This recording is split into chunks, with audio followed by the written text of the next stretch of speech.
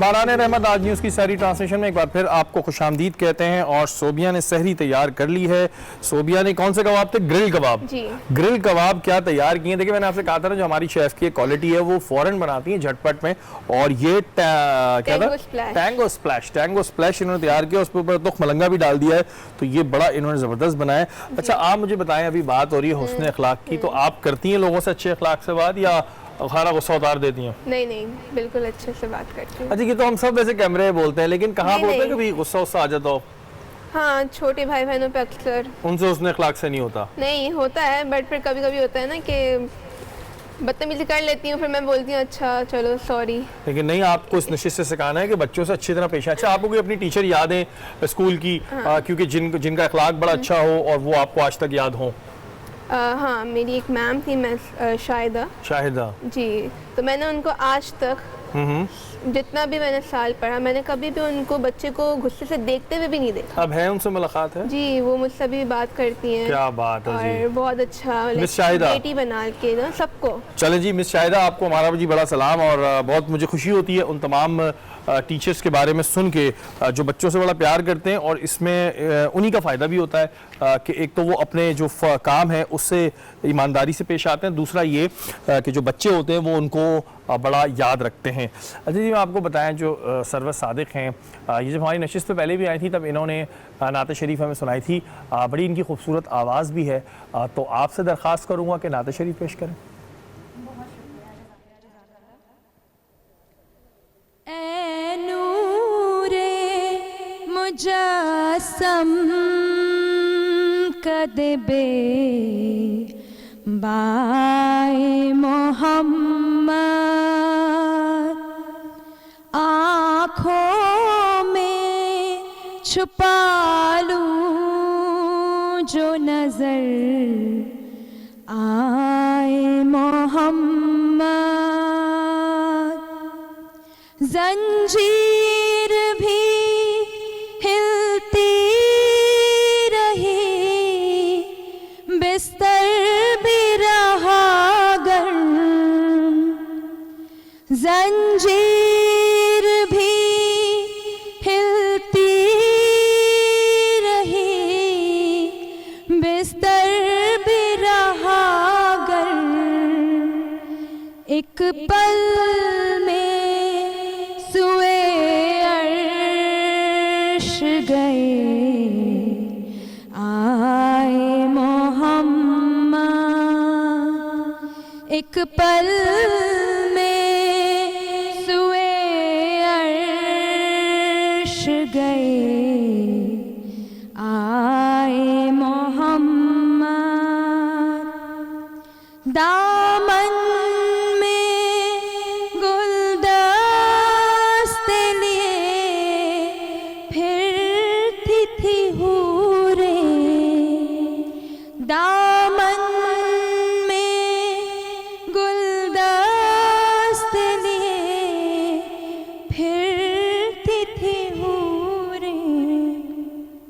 کہتی تھی کہاں دفن کریں شہدائے محمد, کہتی تھی کہاں دفن کریں شہدائے محمد, کرسی پہ بٹھایا انہیں محبوب بنا کر, کرسی پہ بٹھایا انہیں محبوب بنا کر, سب نبیوں میں خالق کو پسند آئے محمد. ماشاءاللہ ماشاءاللہ, اور ہم نے پہلے بھی جب آئی تھی تب ان سے نعت شریف سنی تھی, اور ابھی بھی ماشاءاللہ ایک سال اور گزرا ہے, ان کی آواز ماشاءاللہ اور خوبصورت ہم دیکھ رہے ہیں. تو یہ بچپن سے شوق تھا نعت شریف پڑھنے کا؟ اچھا میں نے آپ کو پہلے بھی بتایا تھا کہ کچھ کمپٹیشنز میں نے حصہ لیا تھا, تو ایک تھوڑی سی چاہت ہوتی ہے نا فرسٹ آنے کی, بچوں میں ہوتی ہے.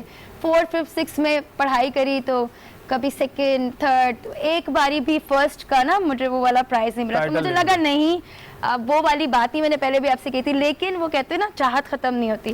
تو میں یہ ہوتا ہے نہ کہیں بیٹھا ہوا ہوتا ہے, نماز تسبیح کرتی ہوں, میں دن میں ایک بار خود سے نعت ضرور پڑھتی ہوں. مجھے ہوتا ہے اللہ تعالیٰ آپ سن رہے ہیں نا. بہت خوب, اب مجھے نہیں پتا میری آواز کیسی ہے, آپ نے فرسٹ ٹائم بھی جب سنی تھی. آپ کی آواز ماشاءاللہ اچھی ہے, لیکن جو دل سے پڑھا جاتا ہے وہ وہاں ضرور قبول ہوتا ہے. قبول کرنے والی ذات جو ہے رب کی ہے, ہماری کیا اوقات ہے. ضرورت آپ کی جانب آؤں گا.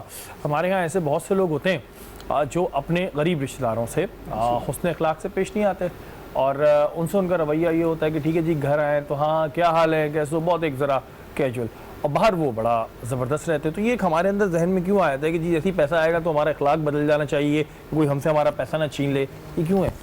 دیکھیے اصل میں تو ٹیسٹ تو یہی ہے نا کہ سب سے پہلے تو آپ کو اپنے جو بہترین صدقہ وہ ہے جو آپ اپنے رشتہ داروں کے اوپر خرچ کریں.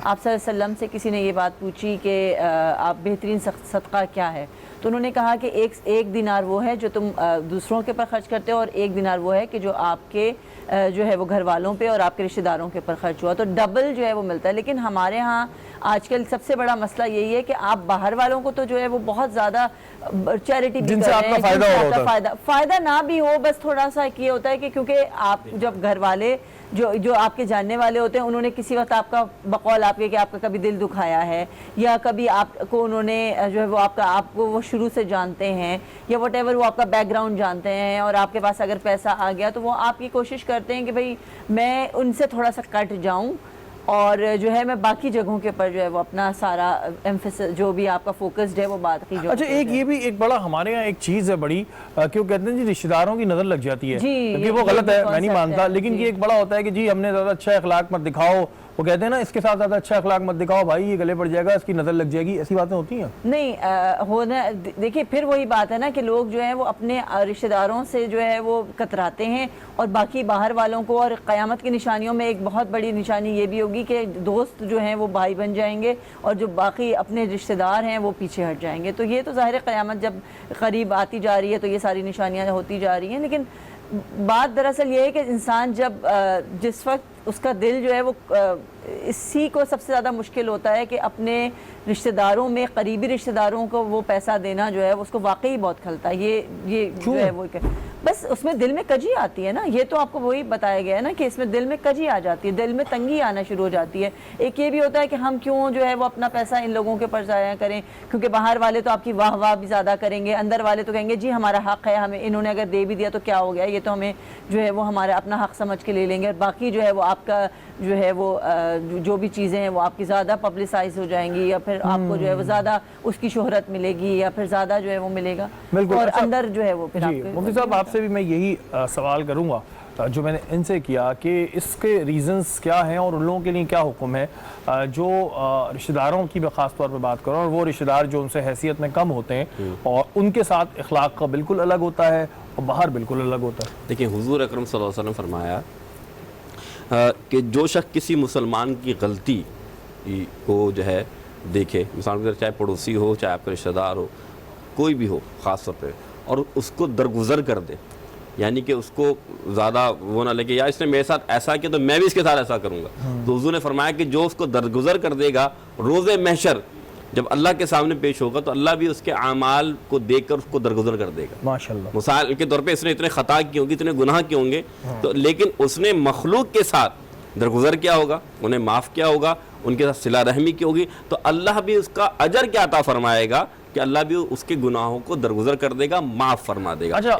جی محسن بھائی ایک چیز اور, کیونکہ سوال بہت سارے آ رہے ہیں تو میں کہہ رہا ہوں پوچھ ہی لو. کچھ لوگوں کا یہ کانسیپٹ ہوتا ہے کہ جی ہمارے گھر مہمان آتے ہیں اور ہم ان سے حسن اخلاق سے پیش آتے ہیں تو پھر ان کا آنا جانا زیادہ لگا رہتا ہے, پھر وہ رکنے بھی آتے ہیں اور ہمارے گھر کی جو پرائیویسی ہے وہ ڈسٹرب ہوتی ہے, ہمارا گھر ڈسٹرب ہوتا ہے, تو جب مہمان آئیں تو ایسا رویہ رکھ لو کہ آئندہ آئے نہیں. کچھ جگہوں پہ ایسا بھی ہوتا ہے. نہیں دیکھیں پہلی بات تو حضور نے فرمایا جو تم سے تعلق نعوذ باللہ توڑے, یعنی کوئی شخص کسی سے تعلق توڑتا ہے, حضور فرماتے تم اس سے تعلق جوڑو, اور جو شخص تم سے مثال کے طور پہ نہیں مل رہا تم اس سے ملنے کی کوشش کرو. لیکن اس سے مراد یہ بھی ہے کہ تم جاہلوں کو دیکھو تو قالوا سلام, تو انہیں سلام بھی کہو.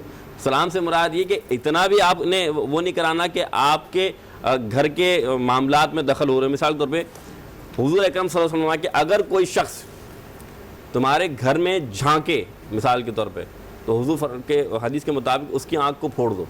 کیوں فرمایا؟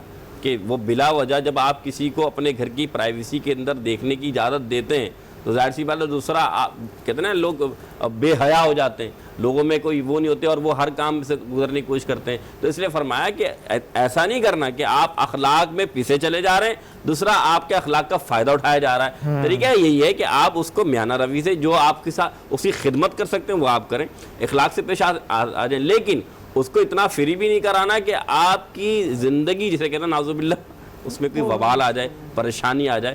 طریقہ کار تو یہ ہے, دین یہی کہ حضور کے پاس جو میں نے آپ کے سامنے حدیث رکھی اس سے مراد ہی کہ حضور نے جو فرمایا کہ کوئی شخص آپ کے ساتھ ایسا کر رہا ہے تو آپ اس کو بالکل آپ اس کو ٹائٹ بھی کر سکتے ہیں اور اس کی زندگی کو بدل. لیکن میں آپ سے ایک بات ضرور کرنا چاہتا ہوں, اخلاق کا سب سے پہلا جو کہ وقت بڑا کم ہے, پہلا جو انہیں کردار کا سب سے پہلا پہلو نظر آتا ہے وہ ہے سلام.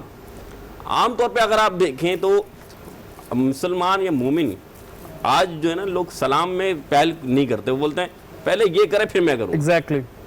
اور یقین مانیں حضور اکرم صلی اللہ علیہ وسلم کی حدیث پاک ہے جو شخص سلام میں پہل کرتا ہے اس کا تکبر بھی خود بخود کم ہوتا ہے. اور سلام سے مراد کیا ہے؟ حضور فرماتے ہیں جس نے السلام علیکم کہا اسے 10 نیکیاں ملتی ہیں, جس نے السلام علیکم ورحمۃ اللہ کہا اسے 20 نیکیاں ملتی ہیں, جس نے السلام علیکم ورحمۃ اللہ وبرکاتہ کہا اسے 30 نیکیاں ملتی ہیں, جس نے السلام علیکم ورحمۃ اللہ وبرکاتہ مغفرت کہا اسے 40 نیکیاں ملتی ہیں.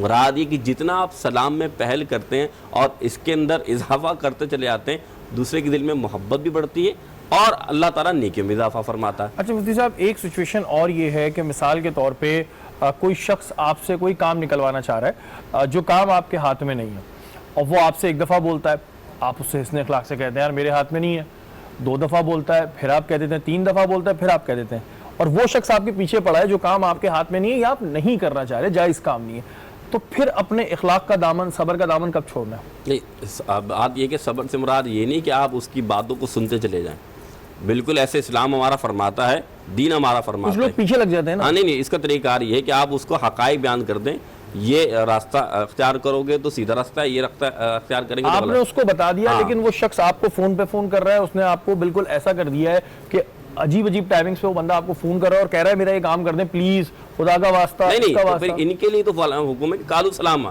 انہیں سلام کر کے پھر آپ موقوف کر دیں. یہ نہیں کہ آپ ان کی باتوں کو بار بار سنتے چلے جائیں اور ان کی بات کو آپ اپنے اندر کہ یار یہ تو مجھے اب اخلاق سے مجھے پیش آنا ہے, اس سے پیار بار سے بار باتیں سنیں. نہیں میرے بھائی, یہ جوہلا لوگ کہلاتے ہیں, یہ کہتے ہیں جوہلا. اور جوہلا سے مراد یہ کہ انہیں معلوم ہے کہ یہ بندہ کام آپ بتا چکے نہیں کرتے, لیکن آپ کو وہ تنگ کر رہے ہیں, آپ کو کہتے ہیں کہ انسان کو ذہنی طور پر پریشان کر رہے ہیں, تو حکم یہ کہ وہ جوہلا میں شمار ہو نا, آپ ان سے زیادہ گفتگو نہ فرمائیں. اچھا, جیسے راشن بانٹنے کی تقسیم ہوتی ہے, یہ میں کچھ اپنے لیے بھی پوچھ رہا ہوں, اب اس میں ظاہر آپ کا ایک سسٹم ہوتا ہے کہ راشن ظاہر مستحق تک پہنچانا ہے اور وہ آپ نے اس بندے کو دینا مستحق ہے.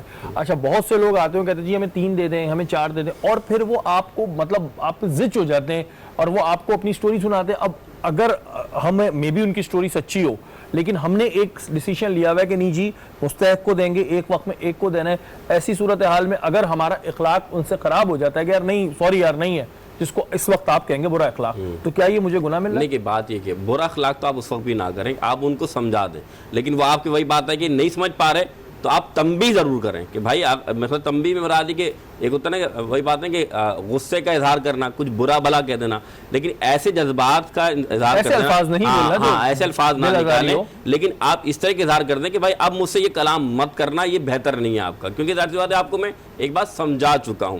قرآن بھی ہمیں یہ بات سمجھا رہا ہے کہ افلا تتفکرون افلا تدبرون, کہ تم تفکر کرو تدبر کرو, لیکن یہ نہیں ہے کہ تم جب تفکر کر رہے ہو تدبر کر رہے ہو اور تم سے کوئی عالم تم اس سے بار بار سوال کر رہے ہو. ایک بات یاد رکھیے گا, دین کے مسئلے بھی لوگ پوچھتے ہیں, لیکن ہوتا یہی ہے کہ ایک مسئلہ آپ نے بیان کر دیا, لوگ اس مسئلے کو بار بار دوسری سے پوچھ رہے ہوتے ہیں, تو بھائی مسئلہ یہ ہوتا ہے کہ وہ بندہ جو مسئلہ بیان کر رہا ہے وہی پریشان ہو جاتا ہے. تو طریقہ یہ کہ ہو سکتا ہے اگر آپ اس کو 10 گھنٹے دے رہے ہیں, کئی لوگ اور مسائل ہیں بالکل. وہ ان سے جو ہے نا پھر کہتے ہیں کہ ان کا حق نہیں ملتا، تو ایسا نہ کریں. بالکل جی. ہمارا آج کا موضوع حسن اخلاق اور وہ تمام باتیں ہم نے کرنے کی کوشش کی جو ایک عام آدمی سوچتا ہے، اور اس نشست سے ہم نے یہی سیکھا کہ آپ کو اپنا اخلاق اچھا رکھنا چاہیے. اگر کوئی آپ کو تنگ کر رہا ہے یا کچھ کر رہا ہے تو آپ کو اپنے اخلاق سے نہیں گرنا ہے، آپ نے اپنے اخلاق کو اسی طرح رکھنا ہے. لیکن کچھ ایسی سچویشنز بھی ہوتی ہیں جس پر آپ انہیں تنبیہ کر سکتے ہیں اور اس کا گناہ جیسا کہ نہیں ہے، مفتی صاحب نے بتایا ہے. اور اس چیز پہ بالکل جو ہے آج سے ہی عمل شروع کریں کہ جو اپنے بچوں کے ساتھ، اپنی بیگمات کے ساتھ، اپنے رشتہ داروں کے ساتھ اچھے اخلاق سے پیش آئیں تاکہ اللہ تعالیٰ آپ سے راضی ہو جائے. آپ دونوں مہمانوں کا بہت شکریہ. ہماری نشریات کا وقت اس وقت ختم ہوا ہے. کل انشاءاللہ دوبارہ 1 سے 3 میں ملاقات ہوگی. اپنے میزبان سید شہریار عاصم کو اجازت دیجیے. پاکستان زندہ باد.